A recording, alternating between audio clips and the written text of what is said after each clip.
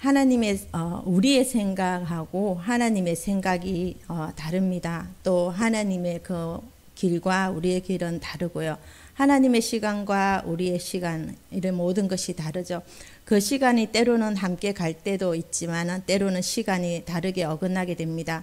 우리는 지금 이때가 이 시간이 가장 좋은 때입니다라고 생각하지만 하나님께서는 그때가 아니라 더 기다리게 하시거나 어쩌면 우리 일생 가운데서도 우리가 생각하는 시간을 만나지 못할 수도 있습니다. 그래서 우리의 자녀 세대까지 넘겨야 할 것도 있습니다.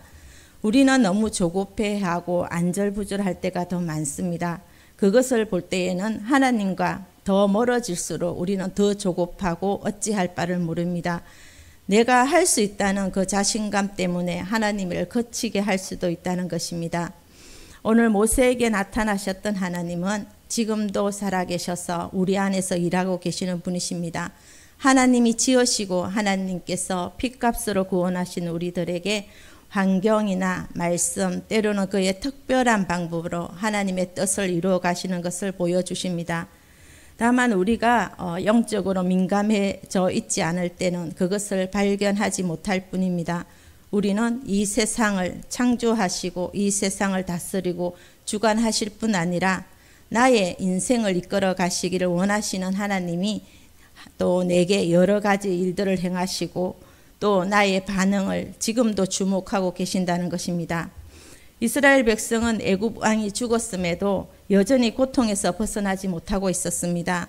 그들은 고난 속에서 하나님께 부르짖으며 도움을 간구합니다.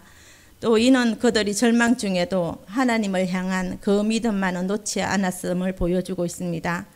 출애굽기 2장 24절에서 말씀하시기를 하나님이 그들의 고통 소리를 들으시고라고 말씀하고 있습니다. 또한 하나님은 아브라함, 이삭, 야곱과 맺으신 그 언약을 기억하셨습니다. 이는 하나님의 신실함과 그의 언약이 결코 변하지 않았음을 보여줍니다. 하나님은 이스라엘 백성을 돌보셨다라고 했습니다. 이는 단순히 관찰이 아니라 그들의 고난에 깊이 관심을 가지고 계셨고 그들을 구원하시기로 행동하실 그 준비를 하고 계셨다는 것입니다. 하나님의 주목은 그의 구원 사역의 시작을 알리는 신호가 되었습니다.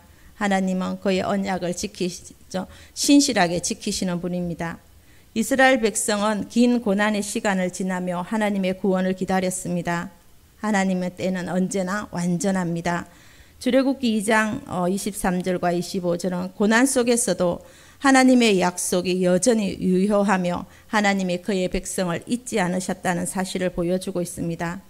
한편 본문에는 모세를 지도자로 세우셔서 이스라엘 백성들을 구원하시려는 하나님의 사랑과 간절한 마음이 모세의 이름을 반복하여 부르시는 것으로 통해서 잘 보여주고 있습니다. 모세가 미디안 광야로 온 지가 40년의 세월이 흐릅니다. 그가 미디안으로 왔을 때의 나이가 40이었으니 이제는 그의 나이가 80세 할아버지가 되었습니다. 그래서 오늘 본문은 모세의 세 번째 40년의 출발점이 되고 있습니다. 모세가 이렇게 미디안으로 온 지 40년이 지나 80세가 되었음에도 그는 여전히 장인의 양을 치고 있습니다. 양을 치는 일은 사람들로부터 존경받는 그러한 직업이 아니라 사람들로부터 무시당하고 인정받지 못한 직업 중에 하나였습니다. 자기의 양을 치는 일도 그렇게 나은 삶을 사는 것처럼 보이지 않는데 더구나 모세는 자기의 것이 아닌 장인의 양을 치고 있는 지금의 환경입니다. 모세는 자신의 인생에 가장 연약하고 또한 가장 초라하게 보이는 그 때를 보내고 있었습니다. 그날도 늘 하던 대로 양떼를 이끌고 호렙산으로 갑니다. 그런데 그곳에 한 번도 경험하지 못한 일을 경험하게 됩니다. 아주 작은 떨기나무에 불이 붙었는데 나무는 타지 않습니다. 모세는 40년 동안의 목자의 일을 하면서 이곳에도 수도 없이 오고 갔을 것입니다. 어쩌면 불이 붙은 그 나무가 자라는 것을 처음부터 보았을지도 모릅니다. 그러나 지금 자신이 보고 있는 것은 일상적이지만 일상적이지 않는 일을 보고 있습니다. 처음에 이 모세는 떨기나무에 불이 붙은 것을 보고 무심히 지나칩니다. 건조한 날씨로 인해서 나무끼리 마찰을 일으켜 불이 붙는 경우도 가끔 있기 때문에 그 경우라 생각하고 그냥 지나칩니다. 가다 보니 뭔가 이상해서 왜 나무가 어찌하여 타지 않나 하고 다시 되돌아갑니다. 불이 붙으면 금방 잿더미가 되어야 되는데 여전히 불은 타고 있습니다. 3절입니다. 이에 모세가 이르되 내가 돌이켜서 이 광경을 보리라 떨기나무가 어찌하여 타지 아니하는고 합니다. 바로 그때 불이 타지 않는 떨기나무보다 더 놀라운 하나님을 또 만나게 됩니다. 모세가 떨기나무로 다시 돌아오고 있는 것을 보고 계신 분이 계셨는데 그분은 바로 하나님이셨습니다. 4절 말씀입니다. 여호와께서 그가 보려고 돌이켜 오는 것을 보신지라 하나님이 떨기나무 가운데서 그를 불러 이르시되 모세야 모세야 하시매 그가 이르되 내가 여기 있나이다. 하나님께서 떨기나무 가운데서 음성만 들리는 것입니다. 나무만 보이고 불 붙는 나무 사이에서 음성만 들리는 하나님의 그 음성을 모세가 들었습니다. 이 떨기나무 가운데서 하나님께서 모세를 부르십니다. 모세야 모세야.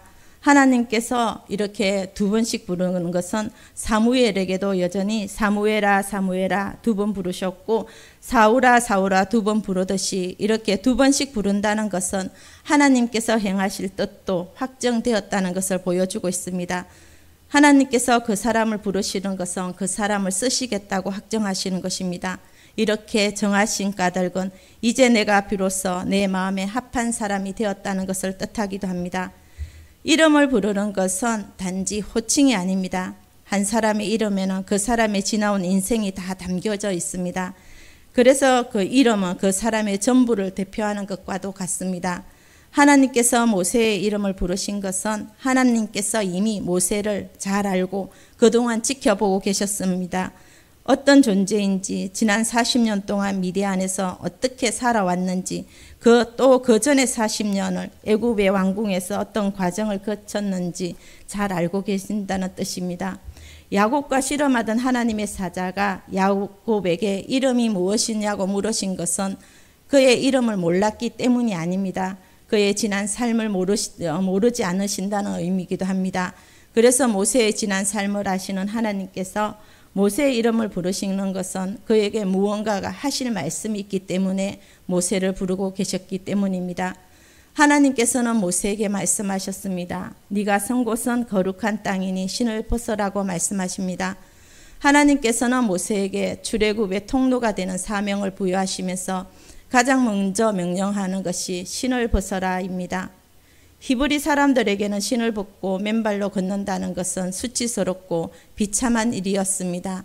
노예들이나 맨발로 다녔기 때문입니다. 그리고 먼지가 많은 건동 지방의 그 특징상 신발은 더러움과 죄의 상징이었습니다.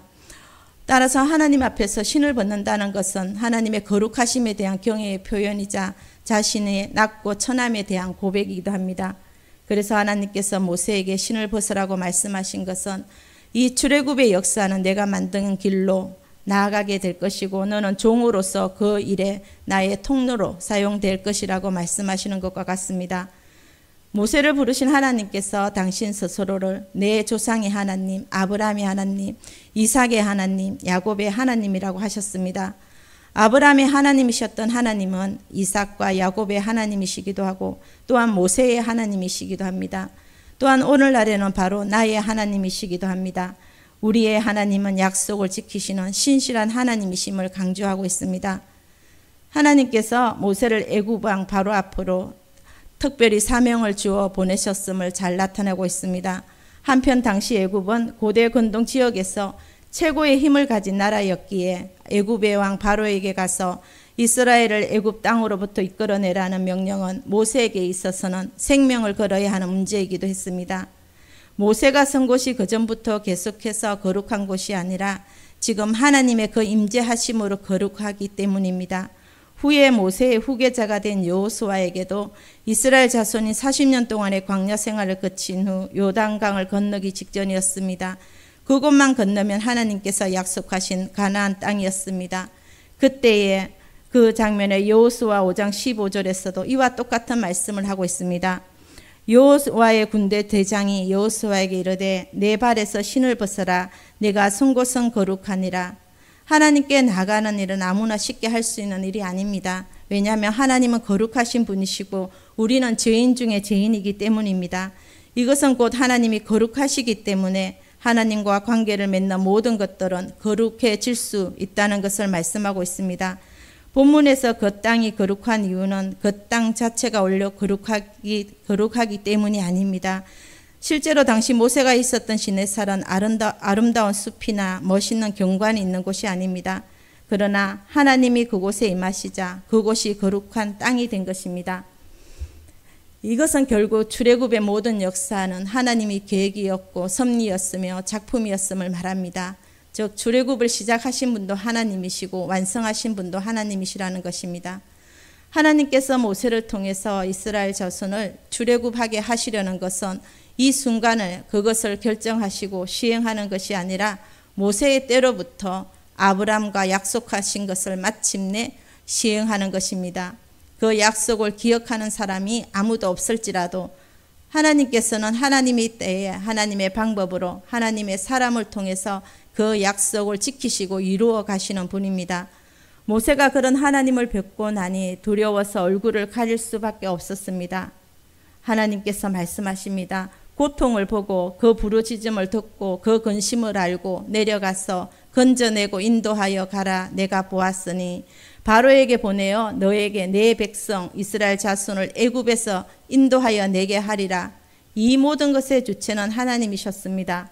또한 그보다 더 중요한 것은 하나님께서는 이스라엘 자손을 내 백성이라고 부르셨습니다.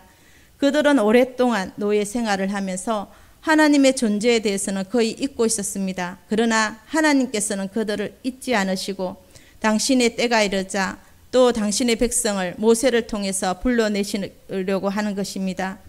모세는 자신의 현재 상황은 그저 양을 치는 사람일 뿐입니다. 그것도 장인의 양을 치며 현재로 말한다면 처가살이를 하고 있을 뿐인데 그런 신분에 있는 자신이 초강대국의 바로 왕을 찾아 맞상대하여 이스라엘 자손을 출애굽하게 한다는 것은 상상이 되지 않았습니다. 하나님의 이 거대한 계획을 들은 모세는 하나님께 이렇게 아뢰입니다. 모세는 하나님께 내가 누구이기에 바로에게 가며 이스라엘 자손을 인도합니까? 라고 물었지만 하나님께서는 내가 반드시 너와 항상 함께 하겠다고 답변해 주셨습니다. 그리고 내가 너를 보낸 증거가 너와 내 백성이 이곳에 와서 나를 섬기게 되는 것이다 라고 말씀합니다. 하나님께서 이스라엘 자손이 호렙산에서 다시 하나님을 섬기게 될 것이 하나님께서는 모세를 보내는 그 증거가 된다고 말씀하시는 것은 또한 하나님께서 반드시 그 일을 이루실 것을 굉장히 강하게 말씀하셨습니다. 우리 자신과 우리의 삶의 자리가 하나님 내가 누군지 아십니까? 라고 하나님 앞에 고백할 상황이 생길 수도 있습니다. 그러나 그럴 때 하나님께서는 내가 반드시 너와 함께 있을 것이라고 약속해 주십니다. 하나님은 우리를 창조하시고 우리를 사랑하시는 분이시기 때문입니다. 모세가 선 곳이 그전부터 계속해서 거룩했던 것이 아니라 지금 하나님의 임재하심으로 거룩해졌기 때문입니다. 하나님은 또한 거룩하신 분이시기 때문에 자녀로 부름받은 우리에게도 거룩해야 될 것을 요구하십니다. 내가 거룩하니 너희도 거룩하라 하십니다. 그리하면 하나님께서는 우리를 하나님의 자녀로 삼으시고 하나님의 품 안으로 우리를 영접하신다고 했습니다. 영접하는 자 곧 그 이름을 믿는 자들에게는 하나님의 자녀가 되는 권세를 주셨으니 세상의 그 무엇과도 바꿀 수 없는 하나님의 자녀로 우리를 삼아주신다고 약속해 주셨습니다. 하나님은 어느 한 세대의 역사 속에서 존재하시는 하나님이 아니고 온 우주의 시작부터 하나님은 계셨고 그 후로도 계속 영원히 계시는 하나님이십니다. 따라서 하나님을 사랑하고 섬기며 간절히 찾는 자에게 아브람과 이삭과 야곱의 하나님이 바로 나의 하나님이 되십니다. 우리 역시 죄인된 모습을 발견할 때 하나님 앞에 설 수 없는 죄인임을 깨닫습니다.